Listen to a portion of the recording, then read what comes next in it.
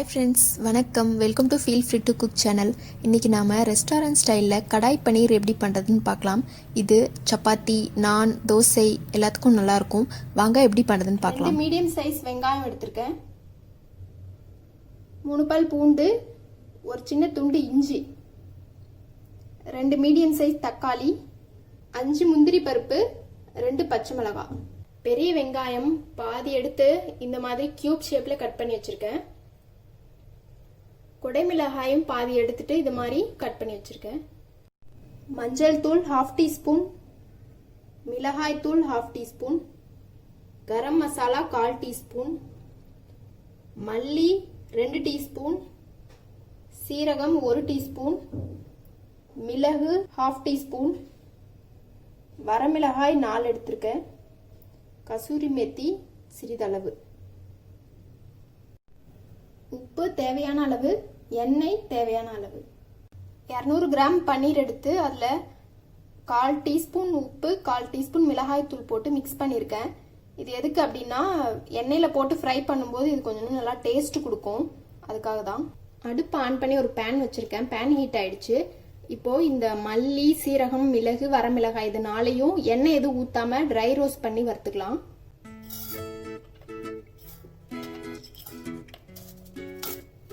அடுப்பை லோ ஃப்ளேமில் வச்சுட்டு வறுத்துக்கலாம், இல்லைன்னா கருகிரும். இது நல்ல ஒரு வாசனை வரும், அது வரைக்கும் வறுத்தா போதும். இப்போ அது நல்லா வறுத்தாச்சு. இதை வேற ஒரு பிளேட்க்கு மாற்றிட்டு ஆறுன அப்புறம் மிக்சி ஜாரில் போட்டு பவுடர் மாதிரி அரைச்சி எடுத்துக்கலாம். இப்போது அதே பேனில் கொஞ்சமாக எண்ணெய் ஊற்றுறேன். எண்ணெய் சூடாயிடுச்சு. இப்போ அந்த மிளகாய் தூள், உப்பு போட்டு வச்சுருக்க இந்த பன்னீரை இதில் போட்டு ஃப்ரை பண்ணிக்கலாம். ரொம்ப நேரம் ஃப்ரை பண்ண தேவையில்லை. ரொம்ப நேரம் வச்சுருந்தோம்னா பன்னீர் ஹார்ட் ஆகிடும். ஜஸ்ட் அந்த கலர் மாறுற வரைக்கும் வச்சுருந்தா போதும், 2-3 மினிட்ஸ். நம்ம அப்படியே பன்னீரை கிரேவியில் சேர்க்குறத விட இந்த மாதிரி எண்ணெயில் ஃப்ரை பண்ணிட்டு போடும்போது நல்லா டேஸ்டியாக இருக்கும் பன்னீர். திருப்பி விட்டுக்கலாம், அப்போ தான் எல்லா பக்கமும் ஃப்ரை ஆகும். இப்போது பன்னீர் ஃப்ரை ஆகிடுச்சு. இதை வேறு பிளேட்க்கு மாற்றிக்கலாம். அடுப்பில் பேன் வச்சுருக்கேன். பேன் ஹீட் ஆகிட்டு எண்ணெய் ஊற்றியாச்சு. வெங்காயம், கேப்சிகமை எண்ணெயில் வதக்கிக்கலாம். ரொம்ப நேரம் வதக்க வேணாம், ஜஸ்ட் இந்த வெங்காயம் டிரான்ஸ்பரண்டாக வர வரைக்கும் வதக்கினா போதும். 2 நிமிஷம் தான் ஆகும். பாருங்க, வெங்காயம் நல்லா டிரான்ஸ்பரண்டாக வதங்கியிருக்கு. இப்போ இதை அடுப்பு ஆஃப் பண்ணிக்கலாம். இது வேற பிளேட்க்கு மாற்றி வச்சிடலாம். இப்போ அதே பேனில் ஆயில் ஊற்றிருக்கேன். வெங்காயம், தக்காளி, பூண்டு எல்லாத்தையும் இது வதக்கிக்கலாம்.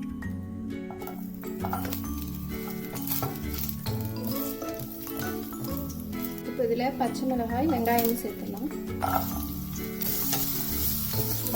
இது நல்லா வதக்கிக்கலாம். இப்போ இந்த தக்காளியும் முந்திரியையும் இதுல சேர்த்துடலாம். இது நல்லா சாஃப்டா ஆகுற வரைக்கும் வதக்கிக்கலாம். இப்போ இது நல்லா வதங்கிருச்சு.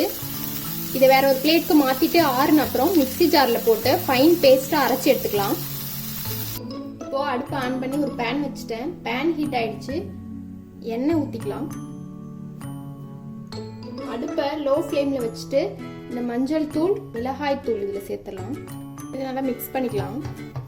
இப்போ இதில் இந்த அரைச்சி வச்ச பேஸ்ட்டை சேர்த்துடலாம். இப்போ இதை நல்லா மிக்ஸ் பண்ணிக்கலாம்.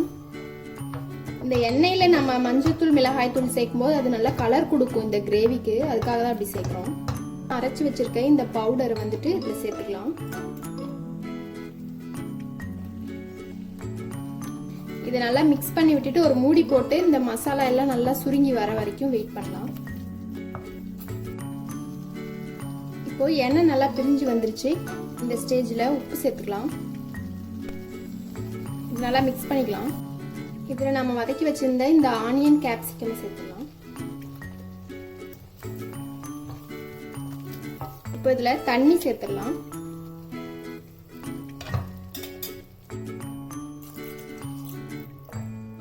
இந்த கிரேவிக்கு தகுந்த அளவுக்கு தண்ணி ஊற்றிக்கலாம். நிறைய ஊற்றிட்டா ரொம்ப தண்ணியாக போயிடும்.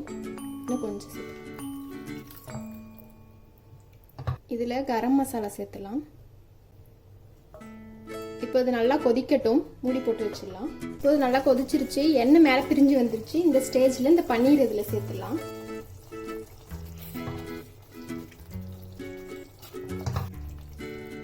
இதில் இந்த கசூரி மெத்தியை சேர்த்துடலாம்.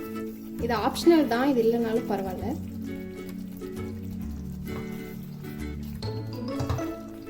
இப்போ இதை மிக்ஸ் பண்ணிட்டு ஒரு 3 நிமிஷம் வந்து மூடி வைக்கலாம். அடுப்பை லோ ஃப்ளேம்ல வச்சிருங்க.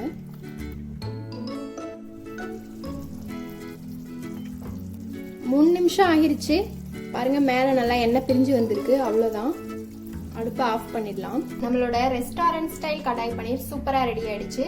கண்டிப்பாக நீங்களும் செஞ்சு பாருங்க, ரொம்ப டேஸ்டியாக இருக்கும். இந்த வீடியோ உங்களுக்கு பிடிச்சிருந்தா மறக்காம லைக், ஷேர், சப்ஸ்கிரைப் பண்ணுங்க. தேங்க்யூ ஃபார் வாட்சிங். பாய்.